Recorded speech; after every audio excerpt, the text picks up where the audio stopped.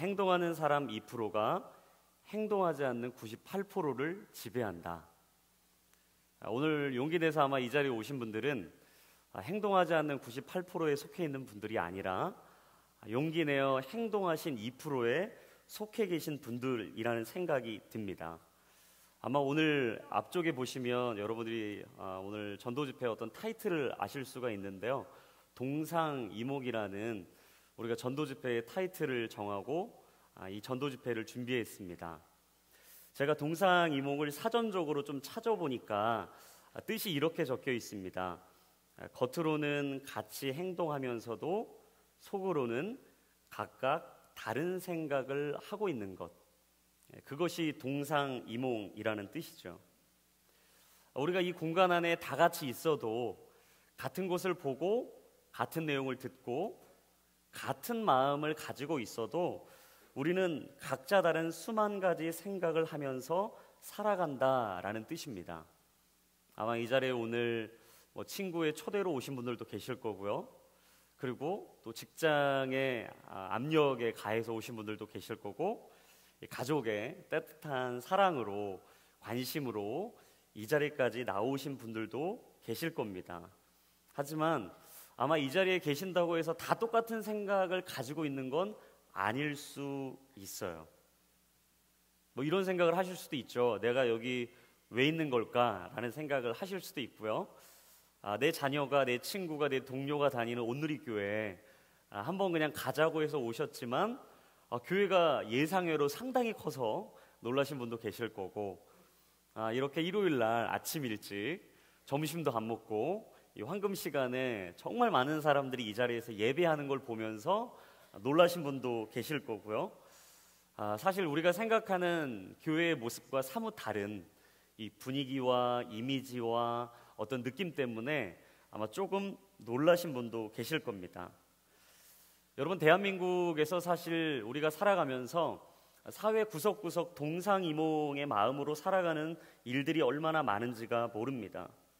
요즘 우리나라에서 심각한 사회적 이슈를 꼽으라면 저는 단연 1위로 사회 양극화를 꼽을 수 있다고 생각을 합니다. 남쪽과 북쪽이라는 이 국가적인 끝없는 갈등이 있고요.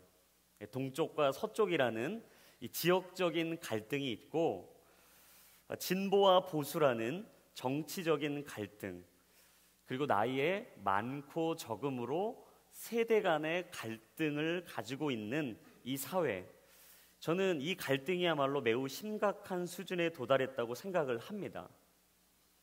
사회적 양극화로 인한 여러 부작용들이 있죠. 상대적인 박탈감이 있고요. 그로 인해서 낮은 자존감, 사회적인 고립, 그리고 요즘 사회적으로 큰 이슈로 떠올리고 있는 이 고독사에 이르기까지, 사실 우리 사회와 우리 나라가 떠안고 있는 이 문제는 쉽게 풀리지 않는 문제라고 생각을 합니다. 이런 문제가 계속되다 보면 우리 안에 찾아오는 문제가 하나 있는데요. 그건 바로 상실감입니다. 이 자리에 계신 분들이 대부분 청년들이시기 때문에 이 상실감에 대한 문제를 한 번쯤은 깊이 고민해 보셨을 거라고 생각을 합니다. 사회생활로부터 받는, 외부로부터 받는 이 스트레스와 과도한 업무. 한 연구기관에서요, 스트레스의 원인에 대해서 조사를 한 결과를 보니까 사회생활에서 받는 스트레스는 과도한 업무로부터 받는 퍼센티지가 상당히 높지만, 사실 업무보다도 더 큰 영향을 주는 것은 조직으로부터 받는, 인간관계로부터 받는 스트레스와 직결되어 있다라는 조사의 결과를 보았습니다. 그만큼 우리가 살아가고 있는 이 시대는요, 사람과 사람의 관계를 통해서 우리가 느끼는 행복감과 삶의 질이 전혀 다르다라는 사실이에요. 내가 혼자서 행복할 수 없고 나 혼자 즐거운 삶을 살 수 없는 게 바로 우리나라의 현실이고, 지금 우리가 살아가고 있는 사회의 현실이라는 것입니다. 여러분, 아무리 사회가 디지털 시대가 되고요, 하이테크 시대가 되었다 해도 바꿀 수 없는 진리가 하나 있습니다. 그것은 우리 삶 가운데 가장 큰 경쟁력은 뭐니 해도 사람이라는 거예요. 아무리 많은 정보를 가지고 있고 빠른 시대를 살아가고 있어도요, 내 옆에 있는 사람이 없다면, 내가 가지고 있는 관계가 어그러진다면 이 자리에 있는 누구도 하나님께서 주시는 행복감을 느낄 수 없다라는 사실이에요. 그래서 전문가들이 이 대인관계를 잘하기 위해서는 무엇이 필요할까를 늘 연구했는데 크게 세 가지를 강조합니다.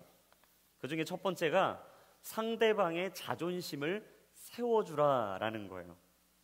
한마디로 하면 상대방의 자존심 건드리지 말라는 거죠. 이 사람들은 본능적으로 자신을 가르치려 하는 사람을 싫어하게 되어 있습니다. 그래서 사실 대부분 교회를 싫어하는 이유가 뭘까요?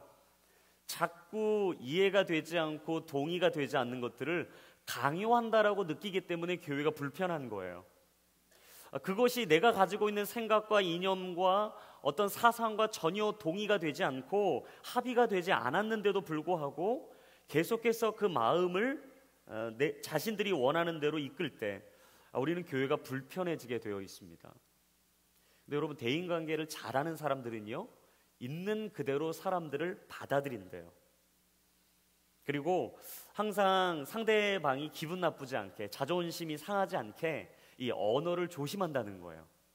칭찬하는 말, 높여주는 말, 서로 배려하는 말, 서로 이해하고, 그리고 그 사람에게 정말 따뜻한 마음이 들 수 있는 말들을 주로 사용한다라고 이야기를 합니다.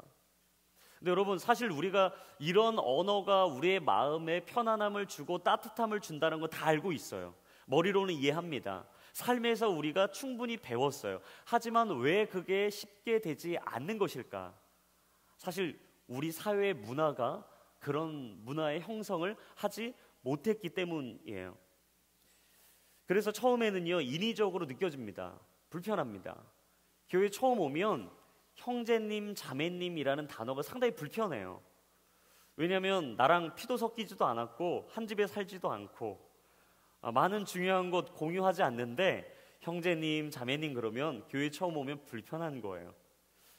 교회 올 때 이 불편함 당연한 겁니다. 여러분이 오늘 들어오셨을 때 여러 찬양을 들었는데 저 찬양의 가사가 난 이해가 되지 않는다, 전혀 동감하지 않는다, 내가 도저히 저 사람 말 이해되지 않는다. 여러분, 그거는 너무나 자연스러운 현상이라는 것을 기억하십시오. 근데 여러분, 두 번째, 이 대인관계를 잘하기 위해서는요, 상대방의 말에 집중해야 된다라는 거예요. 이 상대방을 사로잡는 사람들은요, 논리적으로 말을 잘하는 사람들이 아니라고 얘기해요. 말을 잘하는 것보다 그 상대방의 말을 들어주는 사람, 내가 어떤 문제, 이슈를 가지고 상담하고 마음을 열고 이야기했을 때 내가 말하는 것에 하나하나 다 답을 주기보다 사실 그랬어, 그렇구나, 너는 이런 마음을 가지고 있구나 라고 동의를 해줄 때 사람들은 상대방에게 매력을 느끼고 마음을 연다고 이야기를 합니다. 그래서 사람의 관계를 잘하기 위해서는요, 들을 수 있는 귀가 있어야 돼요. 그 사람의 마음을 이해해 줄 수 있는 마음이 있어야 합니다. 이런 사람은 어디 가나 웰컴이에요. 어느 조직에 가나, 어떤 자리에 있나, 어떤 포지션에 있든, 어떤 사람을 만나든 늘 대환영입니다. 그래서 말만 잘해서 중요한 게 아니라 말을 잘 들어주면 대인관계 고수가 될 수 있다라는 거예요. 마지막, 그럼 세 번째는 무엇일까?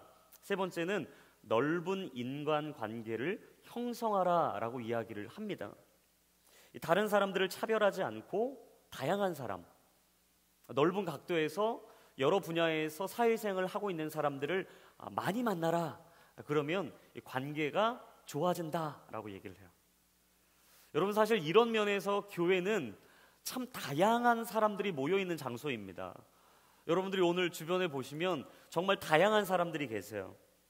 많은 것을 가진 분들, 아니면 혹은 적은 것을 가진 분들, 많이 배운 분들, 적게 배운 분들, 높은 자, 낮은 자, 빈부에 상관없이, 배움의 길이에 상관없이 나이의 많고 적음에 상관없이 이 성별에 관계없이 모여 있는 곳, 그 집단이 어디냐? 바로 교회라는 곳이에요.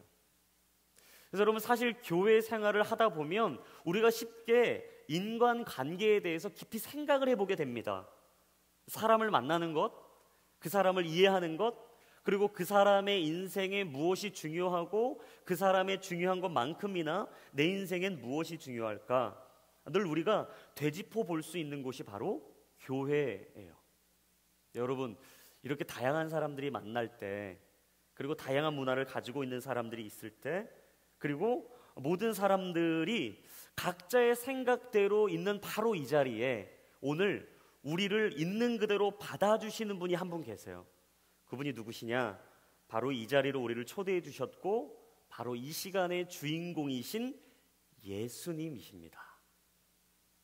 예수님은 사회 양극화에서 양쪽의 의견을 다 들어주세요. 서로 얘기하는 의견, 이념, 사상, 문화, 가지고 있었던 가정의 백그라운드 다 용납해 주십니다. 과도한 스트레스로, 과도한 업무로 지쳐있는 영혼들 다 받아주세요. 그리고 그분들에게 오늘 이렇게 얘기하십니다. 우리 마태복음 11장 28절의 말씀을 같이 한번 읽어보겠습니다. 시작. 수고하고 무거운 짐을 진 모든 사람은 다 내게로 오라. 내가 너희를 쉬게 할 것이다. 예수님은요, 이분법적으로 사람을 나누지 않으십니다. 배타성과 편협한 마인드로 사람을 구분하지 않으십니다. 동상이몽. 분명히 같은 것을 보았고 같은 것을 느꼈는데도 불구하고 예수님은 느낀 대로 말하지 않으세요. 자신이 받은 대로 이야기하지 않으십니다. 다른 사람의 관점에서 상황을 파악하시고 전혀 다른 태도와 자세로 한 사람 한 사람을 지극정성으로 대하시는 분이 바로 예수님이세요. 영국의 비평가였고 역사가였던 토마스 칼라일이라는 분이 이런 말을 했습니다. 길을 걷다가 돌이 나타나면 약자는 그것을 걸림돌이라고 말하고 강자는 그것을 디딤돌이라 말한다. 돌이 중요한 게 아니라는 거죠. 내 앞에 있는 돌의 크기가 중요한 게 아니라는 말입니다. 왜 이 상황에 이때 이 돌이 내 앞에 놓여져 있는지 그게 중요한 게 아니라는 거예요. 그 돌을 바라보는 관점, 그 돌이 왜 이곳에 있어야 되는지 이유를 아는 것이 인생에 얼마나 중요한지를 이야기하는 거죠. 또 한 가지를 말씀드리겠습니다. 영국의 총리였고 노벨 문학상을 수상했던 윈스턴 처칠을 여러분들은 다 아실 거예요. 이분이 이런 얘기를 했어요. 낙관주의자는 어떤 어려움 속에서도 기회를 보는 사람이고 비관주의자는 어떤 기회 속에서도 어려움을 보는 사람이다. 무슨 말입니까? 상황과 문제를 보는 눈, 인생을 바라보는 관점의 차이가 삶의 행복과 질을 결정하는 아주 중요한 요소가 된다라는 거예요. 우리는 동일한 것을 봅니다. 동일한 생각을 가지고 있습니다. 하지만 다른 마음을 품습니다. 그것을 오늘 우리는 동상이몽이라고 얘기했습니다. 어떤 분은 믿음을 갖습니다. 어떤 분은 오늘 예수님을 만납니다. 하지만 어떤 분은 그 예수님을 떠납니다. 그리고 그 믿음을 받아들이지 않습니다. 이 안해초 시인이라는 분이 지으신 이렇으나 얻었지요 라는 시가 있는데요, 제가 이 시를 한번 여러분들에게 읽어드리도록 하겠습니다. 나를 조금 잃었으나 당신을 많이 얻었지요. 구름꽃을 잃었으나 바람새를 얻었지요. 여름숲을 잃었으나 가을산을 얻었지요. 겨울눈을 잃게 되면 봄비를 얻겠지요. 다시 또 그렇게. 시인은 이 시 한편에서 말하고 싶은 것이 있습니다. 그것은 우리 인생에 반드시 잃는 것이 있다면 얻는 것이 있다라는 거예요. 내가 오늘 이 자리에서 이곳에 와서 시간을 잃은 것처럼 느껴지신다면 여러분 그 잃은 시간만큼이나 반드시 여러분에게 얻게 될 예수님의 사랑이 있을 것입니다. 당신 인생에 절망이 보인다면 그 안에 소망이 숨겨져 있다라는 것을, 어둡고 막다른 길이 보이면 빛이 비치면 새로운 길이 있다는 것을, 죽음이라는 끝없는 어두움이 내 인생을 둘러싸고 있는 것 같다면 그 죽음 이후에는 영원한 생명이 있다는 것을 오늘 시인은 역발상의 관점을 통해 자신의 인생을 다시 되짚어 볼 때 우리는 오늘 잃어버리는 인생을 사는 것 같지만 반드시 하나님 안에서 얻는 인생을 살고 있다는 것을 기억할 때 우리 인생은 좀 더 행복하고 좀 더 삶의 질이 높은 인생을 살아갈 수 있다고 이야기를 하고 있습니다. 오늘 잠언 16장 9절의 말씀, 사람이 마음으로 자기 앞길을 계획한다 해도 그 걸음은 여호와께서 이끄신다. 오늘 우리가 이 자리에 오기까지는 많은 사람들의 노력이 있었습니다. 오늘 제가 설교하기 전에 보셨던 영상에 보시면 여러분들이 이곳에 오실 수 있도록 사실 연락도 하고 노력도 하고 밥도 사주시고 차도 한 잔 사주시고 오고 싶지 않다는데 계속 연락해서 오게 하셨던 많은 분들의 마음이 있었고요. 또 오늘 여러분들이 이 자리가 마치면 믿음홀이라는 곳으로 이동하셔서 식사와 다과를 나누시면서 또 2부 순서를 지내면서 편안한 교제를 나누실 텐데 그 시간까지 많은 분들이 또 여러분들을 위해 준비했습니다. 여러분, 인생은 나 혼자 살아가는 것이 아니에요. 반드시 사람은 관계를 맺게 되어 있습니다. 그 관계 안에서 우리는 더 깊은 관계로 들어가야 돼요. 이 사람이 행복하기 위해서는요, 반드시 관계라는 것을 벗어날 수 없다라고 얘기를 하더라고요. 내 옆에 있는 사람과 행복한 시간을 공유할 때 우리는 진짜 행복의 본질을 경험하게 됩니다. 내 가족과 내 친구와 그리고 내 인생에 함께 시간과 삶을 공유하고 있는 그들과 내가 함께 관계를 만들어 갈 때 우리는 행복함을 느낀다라고 얘기를 해요. 근데 여러분, 사람은 그 사람과의 관계 속에서 느끼는 행복으로요, 모든 것이 다 채워지지 않습니다. 꼭 행동하지 않는 98%가 느끼는 공허함처럼, 아니 행동하는 2%만 느낄 수 있는 삶의 진정한 영혼의 기쁨, 그것은 인간이 창조주 되신 여호와 하나님을 만날 때, 오늘 내가 그냥 가는 것 같지만 내 인생에서도 오늘 한 걸음 한 걸음 한 걸음 이끌어 주시고 인도해 주시는 그 여호와 하나님을 만날 때 우리는 인생의 진정한 의미를 찾게 됩니다. 인생의 위기는 우리를 찾아온 절망의 때가 아닙니다. 우리를 붙들 수 있는 희망을 포기할 때입니다. 마틴 베레가드라는 분이 이런 말을 했습니다. 순간을 미루면 인생마저 미루게 된다. 오늘 하나님이 우리를 초대해 주신 이 순간, 만약 우리가 주저하고 있다면 우리는 다시 찾아오지 않을 일생일 때의 기회를 놓치는 것인지도 모릅니다. 계속해서 풀고 싶었던 내 인생의 문제가 풀리지 않았다면 오늘 하나님이 여러분들의 인생의 문제를 풀어주신다고 말씀하세요. 답답한 미로와 같은 인생의 길을 찾고 싶었는데 도무지 찾아지지 않는 내 인생 앞에 오늘 주님은 내 인생의 길잡이가 되어주시겠다고 말씀하십니다. 많은 길을 떠나서 홀로 방황하고 홀로 내 인생을 살았지만 아직도 내 영혼에 비어있는 잔이 있는 것 같이 느껴지시는 분들이 계시다면 저는 오늘 여러분들에게 말씀드리고 싶습니다. 마음의 문을 여시고 오늘 여러분들에게 다가가시는 예수님을 받아들이기로 결단하십시오. 그러면 그분이 오늘 우리에게 말씀하실 거예요. 이곳에 잘 왔다고, 이 자리에서 내가 너를 기다리고 있었다고, 그리고 오늘 이 시간을 영원히 잊지 않는 아름다운 행복한 시간으로 만들어 주시겠다고 주님은 말씀하실 것입니다. 저는 오늘 마지막 이 말씀 드리고 끝내고 싶어요. 여러분, 이 한 가지만 잊지 않고 사십시오. 하나님은 당신을 사랑하십니다.